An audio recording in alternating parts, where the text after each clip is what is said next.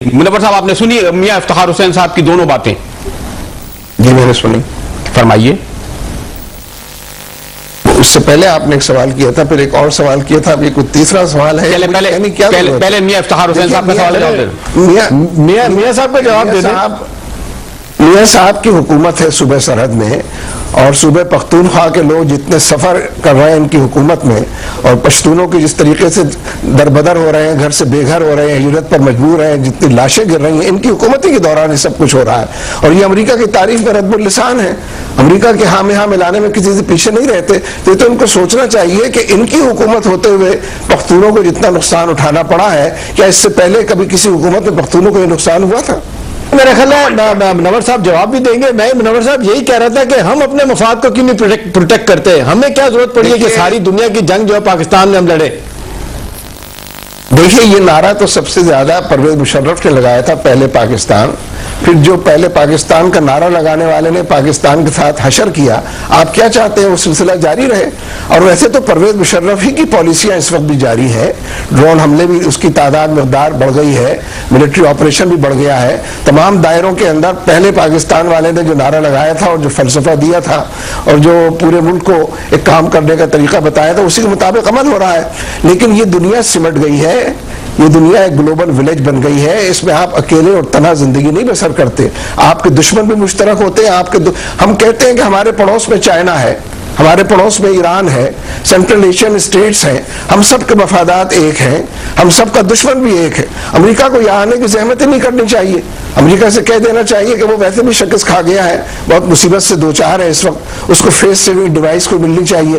اس لیے اگر پاکستان کو بھی بچانا ہے تو اس کا طریقہ یہی ہے کہ امریکہ سے نجات پائی جائے، جو ہزاروں میل دور سے یہاں پر چل کر آیا ہے، لاشیں بھی اٹھاتا ہے اور بدمزہ اس کے باوجود ہوتا ہے کم زیادہ، اور پھر بھی یہاں پر وہ ٹکا ہوا ہے. اس کا علاج تو وہی ہے جو افغانوں نے اس کے ساتھ کیا ہے، طالبان نے اس کے ساتھ کیا. نور صاحب جی دیکھیے، فرق صرف یہ ہے میاں صاحب کے اور میرے درمیان کہ وہ اسامہ کو دہشت گردی کا سرغنہ جانتے ہیں، میں امریکہ کو دہشت گردی کا سرغنہ جانتا ہوں، جس نے کروسیڈ لانچ کیا تھا. ایک کروسیڈ کا لفظ جارج بش کا استعمال کیا ہوا ہے پرویز مشرف کے زمانے کا. باقی جو لوگ اس وقت یہ کہتے ہیں کہ اسامہ کی تصویر کیوں نہیں دکھائی گئی، اس کی میت کو سمندر برد کرنے میں اتنی اجلت کا کیوں مظاہرہ ہوا، وہ گویا یہی کہہ رہے ہوتے ہیں کہ آپ نے اسامہ کو ہلاک نہیں کیا ہے. اتنی اجلت کیا تھی آخر؟ اس کو پوری دنیا کے تمام چینلز پر اسی کو دکھانا چاہیے تھا. اور پھر جو تصویر دکھانے کی کوشش کی گئی اس میں پوری داڑھی اس کی سیاہ ہے، جو آج سے 10 سال 12 سال پہلے کی تصویر ہے. تو اس لیے امریکہ کا جو پورا کنڈکٹ ہے، میاں صاحب اس کو سپورٹ کر سکتے ہیں. مجھے تو اس میں بڑے ڈاؤٹس نظر آتے ہیں. اس میں کوئی چیز ایسی نہیں ہے جو پائے ثبوت پہ پہنچ سکے. میں سپورٹ نہیں کرتا، لیکن جس نے ہماری دھرتی پہ خون بہایا ہے اس کی موت کو میں سپورٹ کر رہا ہوں. منور صاحب، میاں صاحب کا یہ کہنا تو بڑی حد تک آپ نہیں سمجھتے صحیح ہے کہ پاکستان کو جس وقت دہشت گردی کا سامنا ہے، جو دہشت گرد پاکستان کے خلاف لگے ہوئے ہیں، ان کی تو بھرپور کنڈمنیشن ہونی چاہیے کہ نہیں ہونی چاہیے؟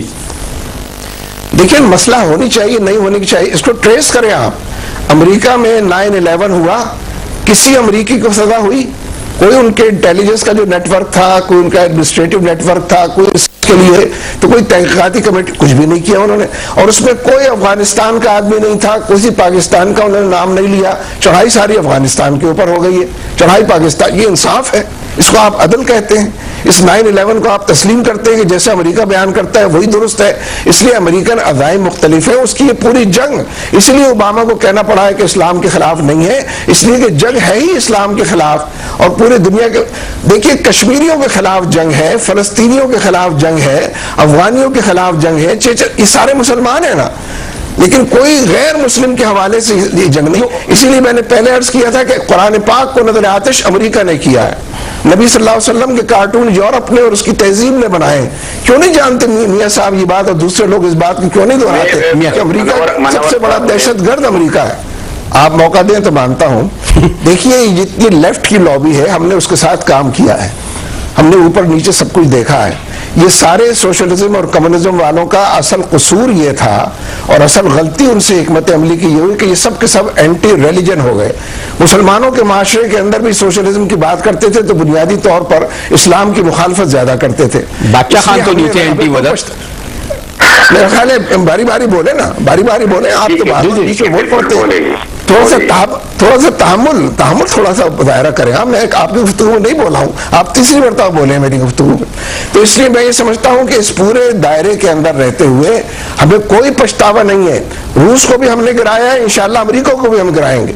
अमेरिका की शिकस्त फलस्तीन में भी होगी और अफगानिस्तान में हो चुकी है। बाद लोगों को ये कहते हुए जरा खौफ सा लगता है, उसामा बिन लादेन की हलाकत का तो रोज ऐलान करते हैं 4 दिन से, लेकिन अमेरिका की जो शिकस्त 10 साल हो गए उसको अफगानिस्तान में, उसकी साइंस और टेक्नोलॉजी की शिकस्त है, उसकी तहजीब और तमद्दुन की शिकस्त है, उसके थिंक टैंक्स की जहानत और अमानत की उसकी शिकस्त है। ये शिकस्त तो हो चुकी है और अब उसके जितने आजकल के बने हुए हथियार हैं उन सब की भी शिकस्त है। लिहाजा हम इंशाअल्लाह रूस को जिस तरह शिकस्त दी थी उसी तरीके से अमेरिका को भी शिकस्त देंगे और पूरी दुनिया के अंदर ऐसे सिंबल्स उठेंगे जैसे कि Osama bin Laden. Karachi studio में मुजाहिद बरेलवी, एहतिशाम मलक दूसरा पहलू में आपको खुशामदीद कहते हैं। मैं मोहतरम मुनव्वर हसन साहब से कंक्लूडिंग क्वेश्चन ही करूंगा। मुनव्वर साहब, मियां साहब पहले वो पूछ लें, वो तो सवाल मैंने मियां साहब से पूछा था कि अब पाकिस्तान के लिए अब क्या खतरात देखते हैं मुनव्वर साहब? चलिए पहले इसका जवाब लेते हैं। ये मेरा ख्याल है बहुत जेन्युइन बात है ये, और मैं 2-3 बातें अर्ज करूंगा। पहली बात तो ये है कि ये 3 दिन का सख्ता रहा है पूरी कौम पर और लोग सवालिया निशान बने रहे हैं। आज जब उसका जवाब आना शुरू हुआ है तो वो तसल्ली बख्श नहीं है, चाहे वो कोर कमांडर्स मीटिंग की तरफ से आया हो या फॉरेन ऑफिस की तरफ से आया हो। वो उनकी बेइत्मीनानी में इजाफा करने वाला और हालात की खराबी की तरफ धकेलने वाला है। यहाँ से लोगों को उम्मीद की किरण दिखानी चाहिए थी, अमरीकियों को उसी फ्रीक्वेंसी पर आकर उन्हीं अल्फाज के लबो लहजे में उनसे बात करनी चाहिए थी और उनके तमाम एतराज़ात को रद्द करना चाहिए था और उन्होंने जो मुदाखलत की है उसके हवाले से बात करनी चाहिए। लेकिन मैं समझता हूँ बुनियादी बात अब भी ये है कि जो भी ट्रबल है, टर्मोइल है और हालात की खराबी है, उसको कंट्रोल करने का एक ही तरीका है। हमारे यहाँ पार्लियामेंट ने 15 दिन कैमरा में सेशन करके जो करारदाद मंजूर की थी और जिसका पहला नुक्ता ये था कि फॉरेन पॉलिसी को रिविजिट किया जाए और उसको खारजा पॉलिसी को आज़ाद बनाया जाए और तरजीहात में पाकिस्तान को अव्वल रखा जाए। और उसका दूसरा नुक्ता दहशत गर्दों से निपटने के लिए ये था कि जितने स्टेक होल्डर्स हैं उनकी कॉन्फ्रेंस बुलाई जाए। मैं समझता हूँ कि वापस उस तरफ जाना चाहिए। 11 निकात की करारदाद थी, उस पर 1 by 1 अमल होना चाहिए। इसी तरह वज़ीर आज़म ने जो APC बुलाई थी उसमें भी जो कंसेंसस रेजोल्यूशन मंजूर हुई थी उसके हवाले से स्टेप आगे बढ़ाने चाहिए। लेकिन फौज को अपने रोल के बारे में, रवैयों के बारे में और पाकिस्तानी अवाम की जो उनसे उम्मीदें उसके बारे में असर नौ चीज़ों का जायजा लेकर अपने स्टांस को इम्प्रूव करना चाहिए। और यही मामला सियासी हुकूमत का है कि फ्रांस से बैठकर बयान न दे कि पूरी दुनिया बड़ी सोगवार है और पूरी दुनिया इसकी जिम्मेदार है। ऐसे गैर जिम्मेदार बयानात से पाकिस्तान की खिदमत नहीं हो सकती। लेकिन मुनव्वर साहब, क्या जिस तरह आप अमरीकी दहशत गर्दी के खिलाफ आपकी तहरीक, आपकी तंजीम पुरअमन तौर पर पाकिस्तान में बरसरे पैकार रहती है, लड़ती रहती है, जेल जाती है, आप क्या तहरीक तालिबान पाकिस्तान या उनके सरपरस्तों को ये नहीं कहेंगे कि वो भी ऐसा रास्ता इख्तियार न करें जिसका नुकसान पाकिस्तान के अवाम को दहशत गर्दी के जरिए, खुदकश हमलों के जरिए, खून धमाकों के जरिए आप ही के रास्ते पर चलते हुए आप ही के पहलू पहलू लड़े अमरीकी दहशत गर्दी के खिलाफ? अफगानिस्तान में चले अलग जंग हो रही है, कम से कम पाकिस्तान की हद तक।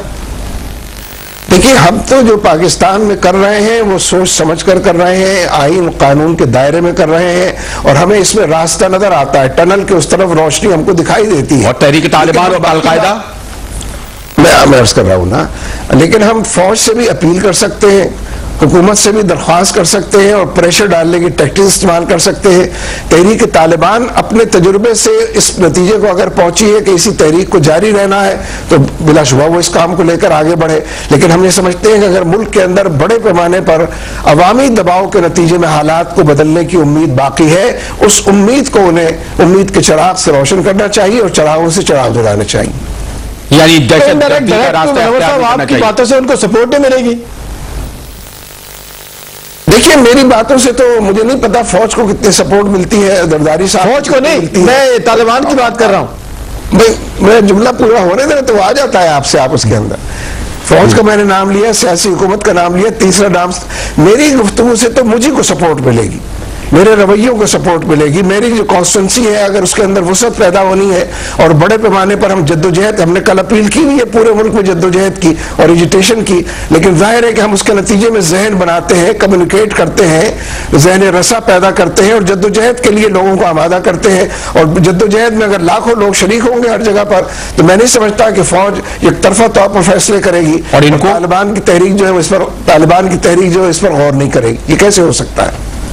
तहरीक तालिबान की तहरीक, आप समझते हैं कि फौज ने दहशतगर्दी का रास्ता अख्तियार किया हुआ और तहरीक तालिबान ने भी किया हुआ है दहशतगर्दी का रास्ता? देखिए, आप मुझसे न कहलवाएं, ये जो मिलिट्री ऑपरेशन है मुझे उसकी सारी डिटेल्स मालूम है, मुझसे हर वक्त लोग राब्ते में रहते हैं। जितनी लाशें इस वक्त उल्टी लटकी हुई हैं बड़ी बड़ी दाढ़ी वालों की, जो कुछ उसके ऊपर लिखा हुआ है वो भी सबके इल्म में है।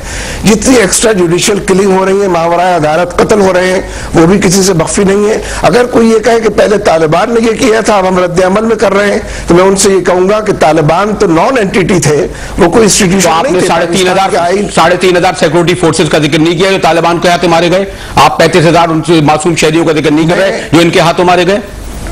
ये पहले भी आपने कहा था, मुझे जवाब का मौका नहीं दिया। देखिए, IGFC बलूचिस्तान के रिकॉर्ड पर है, कई मेजर जनरल हमारे रिकॉर्ड पर हैं कि भारत इन्फिल्ट्रेट कर रहा है, भारत हमें डिस्टेबलाइज कर रहा है। भारत का नोटिस क्यों नहीं दिया जाता? भारत की जितने मदारों पर हमले हो रहे हैं कोई मुसलमान नहीं कर सकता।